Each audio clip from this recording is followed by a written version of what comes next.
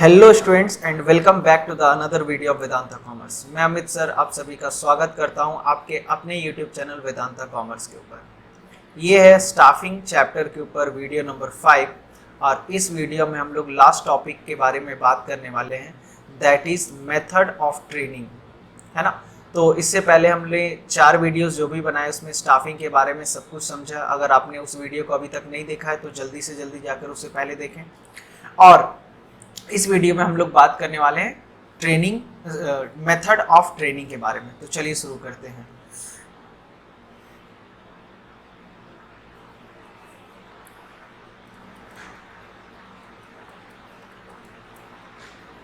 चलिए, तो ये हमारा method of training. Method of training की बात करें तो बेसिकली 2 तरीके से ट्रेनिंग मिलता है, एक ऑन द जॉब, एक ऑफ द जॉब, है ना। On the job method end of the job method.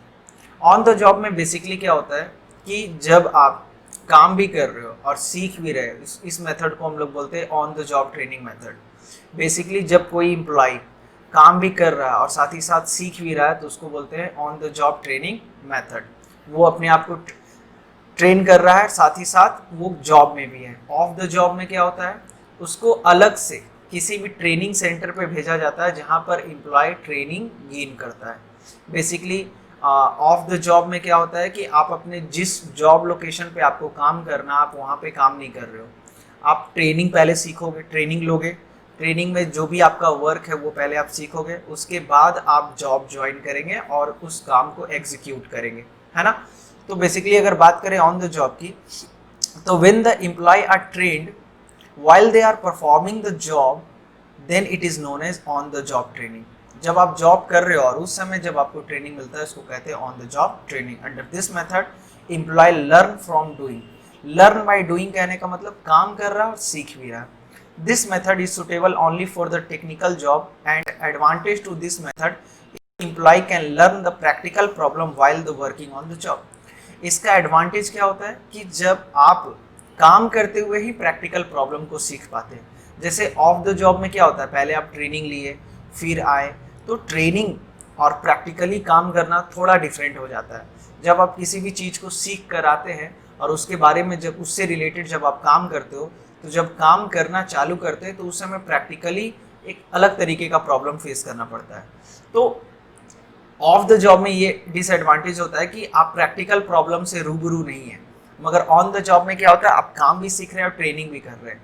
तो इस इन दैट केस क्या होता है कि आप प्रैक्टिकल प्रॉब्लम को भी फेस कर रहे हैं और टेक्निकल जॉब के लिए generally on the job training method होता है। The biggest disadvantage of on the job results in wastage of resources.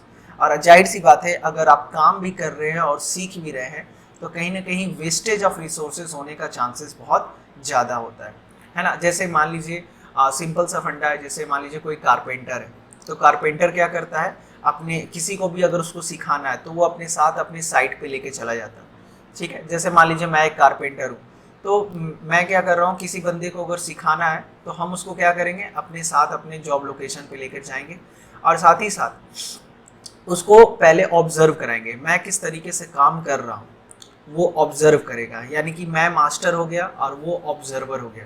तो अभी जो लर्नर है, जो ऑब्जर्वर है, पहले काम करने के लिए देखेगा कि किस तरीके से काम होता है। आफ्टर दैट हम उसको काम करने का मौका देंगे और वो बंदा काम करेगा, है ना। तो बेसिकली ऑन द जॉब में अगर बात करें तो क्या होता है, ऑन द जॉब में लर्नर ऑन द स्पॉट सीखता है। अच्छा, इस केस में क्या होगा कि मान लीजिए अगर लर्नर कुछ सीखा और वो बंदा जब काम करना चालू किया तो हो सकता है कि वो गलत मेजरमेंट कर लिया और वेस्टेज ऑफ रिसोर्सेज हो गया। लकड़ी को काटना था अलग तरीके से काट दिया, अलग तरीके से। तो जब आप प्रैक्टिकली काम करते हैं तो हो सकता है कि चांसेस ऑफ वेस्टेज हो। तो सबसे बड़ा ऑन द जॉब का मेथड का डिसएडवांटेज ये है कि जब आप सीख रहे हैं और काम भी कर रहे हैं, उस केस में रिसोर्सेज आपका वेस्ट होता है। Whenever the employee are dealing with the expensive and sophisticated machinery, on the job method training should be avoided, है ना। जब आप वेरी सोफिस्टिकेटेड मशीन, मतलब बहुत महंगा मशीन या फिर वैसा मशीन जिस पे आप एरर नहीं कर सकते हो, उस तरीके के काम में आप जब काम कर रहे हो, उस तरीके के मशीन पे काम कर रहे हैं। जैसे एरोप्लेन की बात करें, एरोप्लेन में एक एरर काफ़ी सारे पैसेंजर्स का जान ले सकता है। ट्रेन की बात करें, मेट्रो की बात करें, तो यहाँ पर एरर का कोई गुंजाइश नहीं है। तो इस तरीके के मशीन में कभी भी आप on the job training method apply नहीं कर सकते, क्योंकि एक छोटा सा गलती सारे पैसेंजर्स का जान ले सकता है। तो इस केस में क्या चलता है, of the job training method चलता है। ऑफ द जॉब में क्या होता है कि एक डमी स्ट्रक्चर क्रिएट किया जाएगा, उसी पे आपको ट्रेनिंग दिया जाएगा, और जब आप ट्रेन हो जाएंगे तो फिर आपको प्रैक्टिकली पायलट बना दिया जाएगा या फिर आपको ट्रेन दे दिया जाएगा रन करने के लिए। तो off the job training means training the employ by taking away from the work position.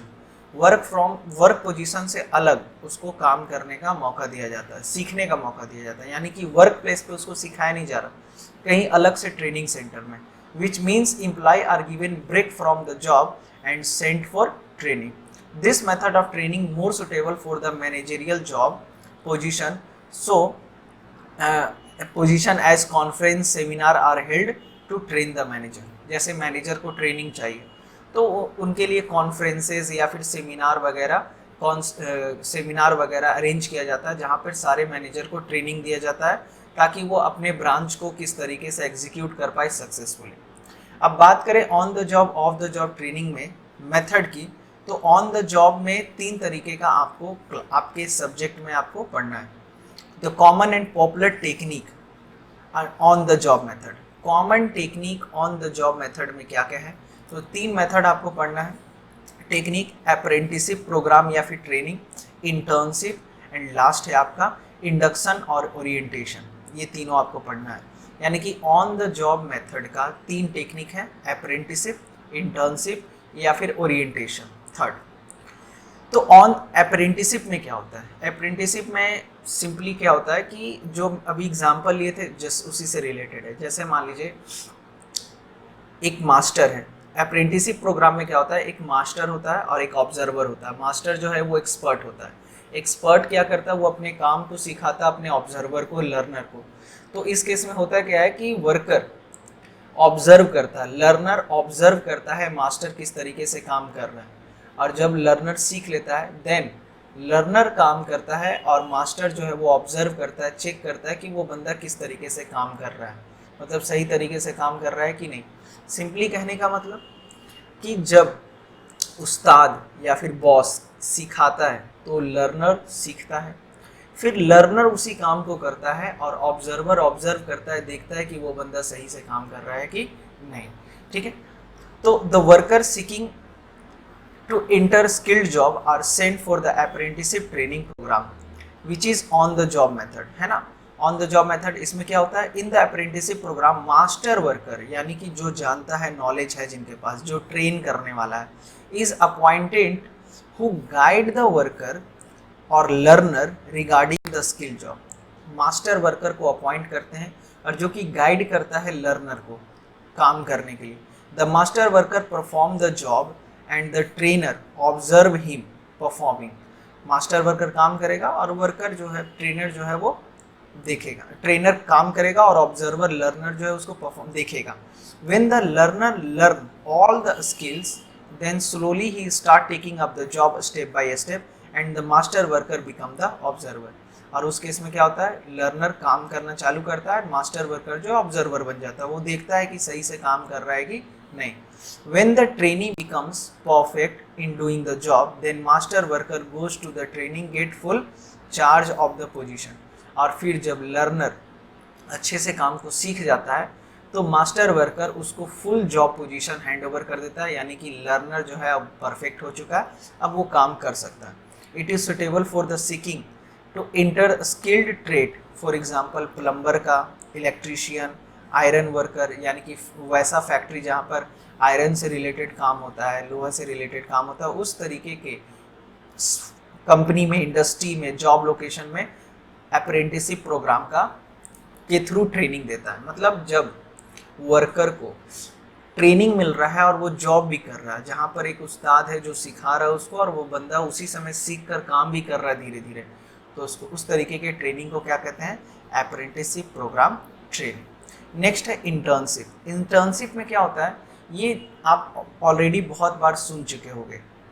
जैसे कि आपको पता है कि बहुत सारे टेक्निकल कॉलेज लाइक MBA के कॉलेजेस या फिर इंजीनियरिंग कॉलेजेस, वो क्या करते हैं, इंस्टीट्यूशन जो है कंपनी के साथ टाई अप कर देता है कि जैसे इंजीनियरिंग कॉलेज या फिर एमबीए का कॉलेज अपने बच्चों को कॉलेज में तो थियोरेटिकल नॉलेज दे देता है, मगर उस थियोरेटिकल नॉलेज से काम होने वाला नहीं है, उनको क्या है साथ ही साथ प्रैक्टिकल नॉलेज भी चाहिए।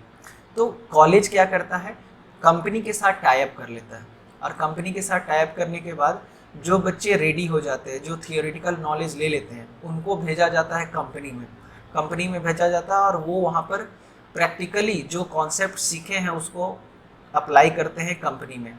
यानी कि स्टूडेंट्स जो न्यू लर्नर हैं, जो वेल अभी नॉलेज लिए हैं, उस नॉलेज को प्रैक्टिकल एक्सपोजर देने के लिए वो कंपनी में जाते हैं और उस नॉलेज को वहाँ पर अप्लाई करते हैं, जहाँ पर लर्नर के पास फ्रेश आइडिया, फ्रेश टेक्नोलॉजी का नॉलेज है ना। तो इसको कहते हैं इंटर्नशिप। आप बहुत सारे कॉलेजेस में सुनते होंगे कि इंटर्नशिप का प्रोग्राम चल रहा है, जहाँ की स्टूडेंट इस कंपनी में जाके वहाँ पे प्रैक्टिकली काम कर रहे हैं। अब देखिए, इसमें दोनों को फ़ायदा है। कॉलेज को फ़ायदा है कि उसको, उसके स्टूडेंट को एक प्रैक्टिकल एक्सपोजर मिल रहा है, और इंस्टीट्यूशन यानी कि कंपनी की अगर कंपनी की बात करें तो कंपनी को क्यों फ़ायदा है, क्योंकि उसको एक फ्रेश टैलेंट मिलता है अपने कंपनी में काम करने के लिए, है ना।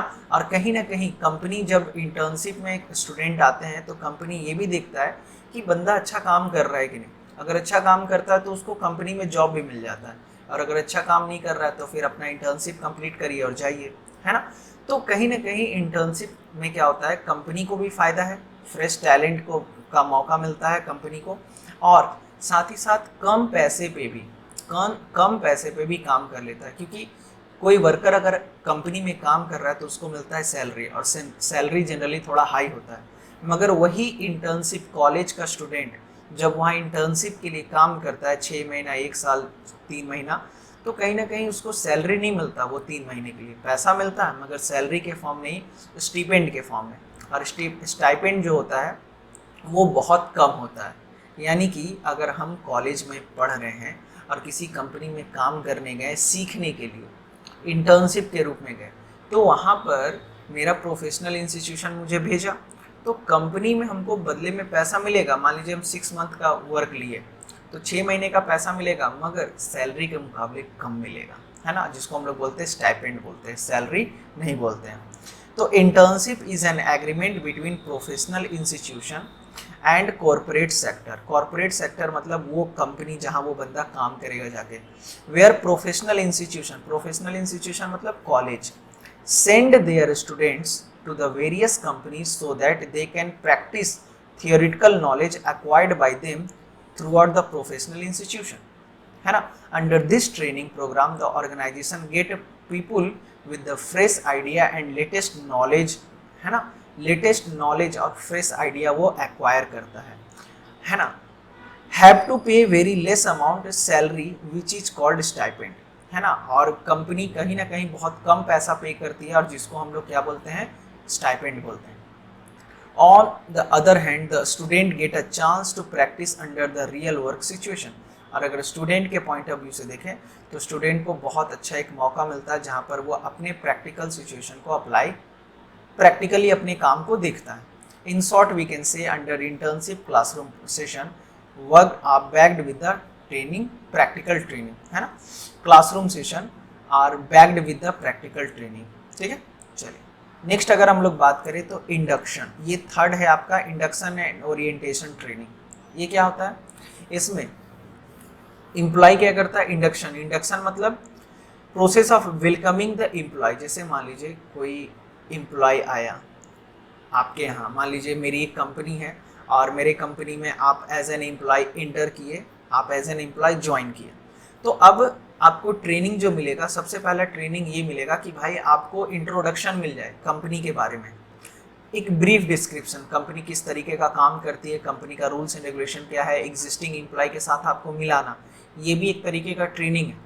अगर आप आए और हम आपको एक बार पूरा कंपनी का फैक्ट्री विजिट करा दिए, वर्क समझा दिए, रूल्स एंड रेगुलेशन समझा दिए, डूज एंड डोंट समझा दिए, क्या कर सकते हो क्या नहीं कर सकते हो, तो कहीं ना कहीं आप क्या करेंगे, एक फैमिलियर हो जाओगे रूल्स एंड रेगुलेशन से, काम करने का तरीका से, वर्किंग कल्चर से, और साथ ही साथ आपको बिलोंगिंगनेस का भी फीलिंग आएगा, आपके अंदर जो हेसिटेशन है वो खत्म हो जाएगा। तो ये भी एक तरीके का ट्रेनिंग है जिसको बोलते हैं इंडक्शन या फिर ओरिएंटेशन ट्रेनिंग। ठीक है, तो इंडक्शन और orientation training is a process of receiving and welcoming an employee when first join the company and giving him the basic information he need to settle down the quickly and happily to start and work, है ना। जल्दी से वो company के साथ tie up कर ले और साथ ही साथ वो सेटअप हो जाए, इस चीज़ के लिए क्या करते हैं, इंडक्शन किया जाता है, यानी कि न्यू एम्प्लॉय को इंट्रोडक्शन दिया जाता है। The purpose of this training program is to make new employee feel at home and develop the feeling of belongingness, है ना, अपनापन लगे। Proper orientation program में क्या क्या जनरली क्या होता है यहाँ पर, the objective of induction, main objective क्या होता है, इस ओरिएंटेशन का मेन ऑब्जेक्टिव क्या होता है, to help the newcomer to overcome his shyness and nervousness। कहीं ना कहीं न्यू एम्प्लॉय जो है थोड़ा नर्वस रहता है, न्यू कल्चर है, न्यू ऑर्गेनाइजेशन है, तो वो उसको वैसा प्रॉब्लम ना हो, इसलिए ये किया जाता है, ओरिएंटेशन किया जाता है। Build up the confidence of the new employ के कॉन्फिडेंस को बिल्डअप करना, बिलोंगिंगनेस एंड लॉयलिटी डेवलप करना, रिलेशनशिप क्रिएट करना ना old employ and new employ के बीच में, न्यू एम्प्लॉय ओल्ड एम्प्लॉय के बीच में रिलेशनशिप बिल्डअप करना। To ensure newcomer do not form negative attitude towards the organization, ये मेक श्योर करना, जैसे मान लीजिए स्टार्टिंग में आप किसी कंपनी में जुड़े और आप कंफ्यूज्ड हैं कब क्या होता है, कैसे करना आपको नहीं पता है, तो कहीं ना कहीं निगेटिव इमेज आप में आ जाएगा, आप थोड़ा डीमोटिवेट हो जाओगे। तो ये डीमोटिवेशन ना आए, निगेटिव एटीट्यूड डेवलप ना हो, इसलिए आपको एक ओरिएंटेशन दे दिया जाता है। To give the necessary newcomer necessary information such as location of washroom, restroom, cafeteria, level of rules, leave rules क्या है ना। तो एक बेसिक सा नॉलेज देना आपको इसमें ओरिएंटेशन किया जाता है ना। इंडक्शन की बात करें, induction program must provide the following information to the employ. Orientation की बात करें तो क्या इंफॉर्मेशन मिलना चाहिए सर, आखिर वो कौन सा इंफॉर्मेशन है जो एक नए एम्प्लॉय को देना बहुत जरूरी है। तो brief history about the operation of the company, company किस तरीके से काम करती है ये बताना। Product and services of the company, company किस तरीके का प्रोडक्ट बनाती है, किस तरीके का सर्विसेज देती है। कंपनी ऑर्गेनाइजेशनल स्ट्रक्चर, कंपनी का स्ट्रक्चर क्या है, मतलब कौन बॉस है, कौन सुपीरियर है, कौन सबऑर्डिनेट है, ये सब। रूल्स एंड रेगुलेशन पॉलिसीज बताना, रूल्स एंड रेगुलेशन बताना बहुत ज़रूरी है, यानी कि कब आना है, कब जाना है, कब छुट्टी आप ले सकते हो, कितना दिन पहले आपको इंटीमेशन देना पड़ेगा लीव के लिए। Responsibility and authority, responsibility and authority मतलब आप जो जॉब पोजीशन पे हैं उस पर क्या रिस्पॉन्सिबिलिटी है और आपको क्या पावर है। ग्रीवांसेस प्रोसीज्योर, अगर आपको किसी भी तरीके का प्रॉब्लम है तो वो कैसे सॉर्ट आउट कर सकते हैं आप। सेफ्टी रूल क्या है, suggestion scheme, terms and condition, disciplinary procedure मतलब डिसिप्लिन करने के लिए क्या, डिसिप्लिन फॉलो करने के लिए क्या करना है। Opportunity of training and promotion, है ना, और किस तरीके से कब आपको ट्रेनिंग मिलेगा, कब आपको प्रमोशन मिलेगा, ये सब भी बहुत बड़ा रोल प्ले करता है।